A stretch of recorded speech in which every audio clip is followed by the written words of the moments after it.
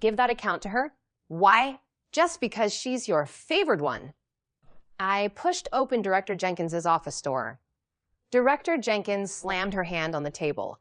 Chloe Miller, watch your tone. Did I decide who gets what? Let's keep things civil, for everyone's sake.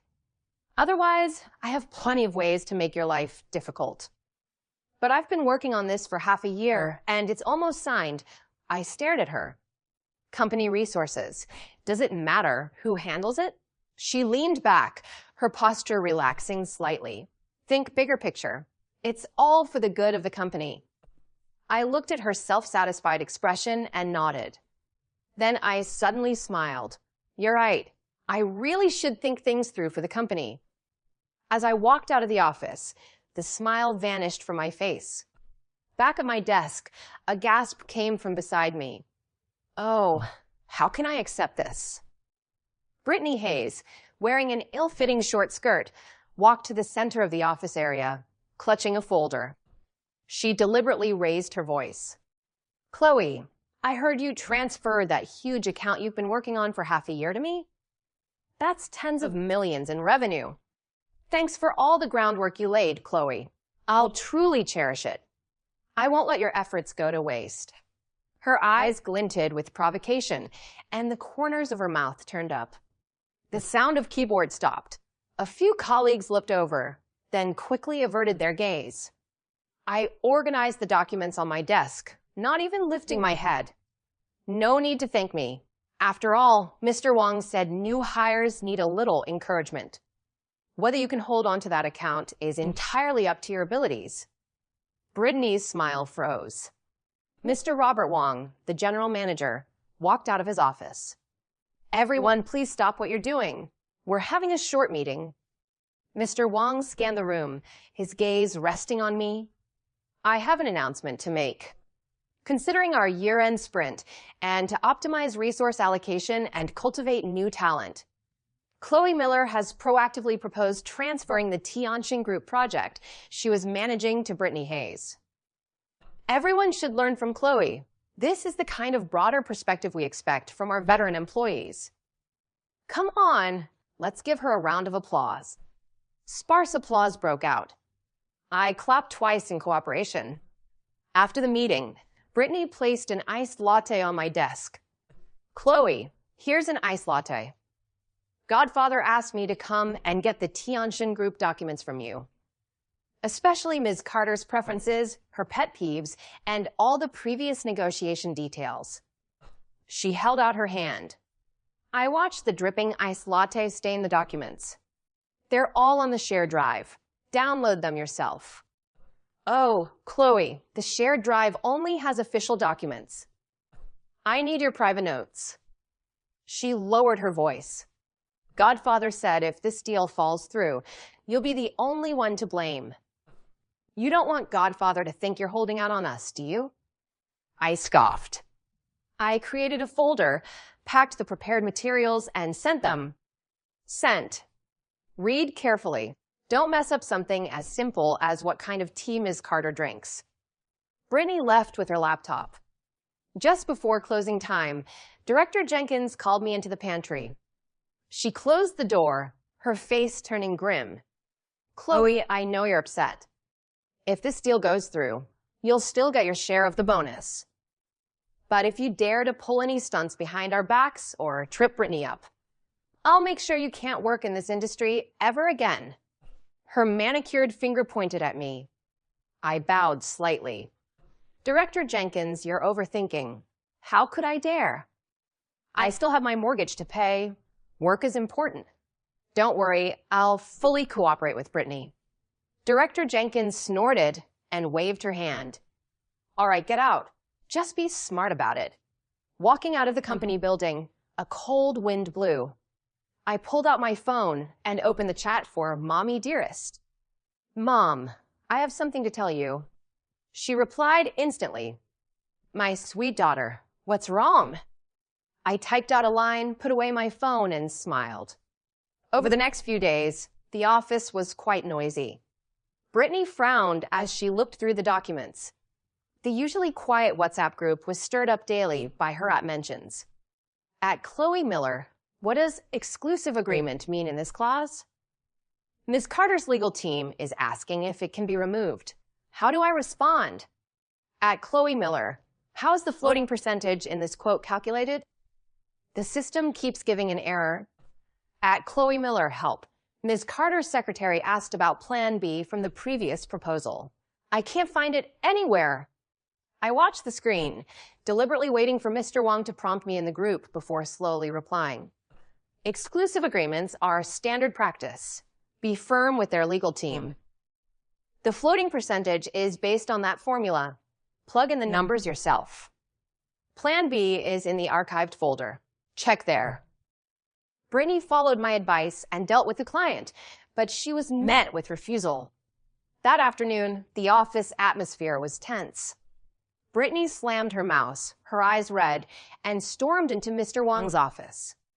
Less than 5 minutes later, Mr. Wong's voice pierced through the glass door. Chloe Miller, get in here.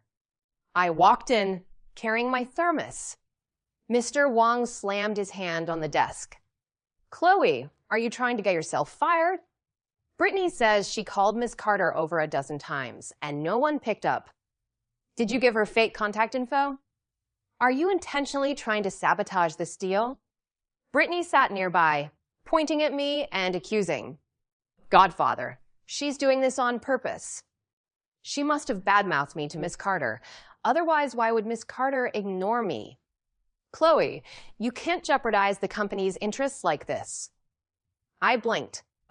Mr. Wong, you're wronging me. The contact information is right there in the business card holder. How could I possibly give fake details?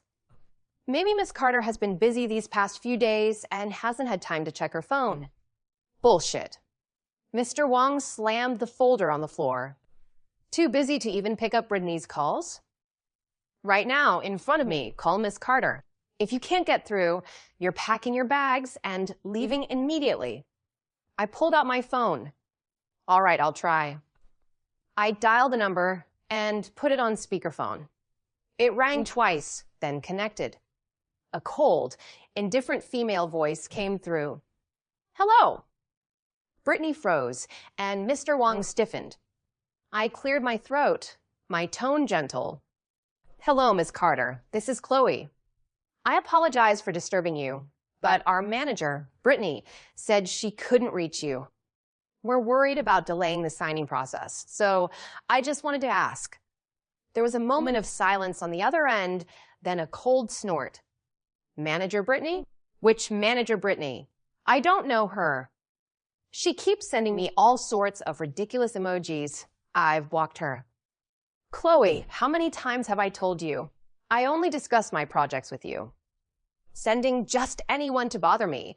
Does your company not want to do business anymore? Brittany's face instantly flushed red, and she lowered her head. Mr. Wong's face alternated between green and pale. I quickly responded. Ms. Carter, please don't be angry. New hires are still learning the ropes. We'll reinforce their training. As for the signing, all right, out of consideration for you, I'll let it go. We'll discuss the specifics later. The call ended. The office was silent. I put away my phone and looked at Mr. Wong. Mr. Wong, see?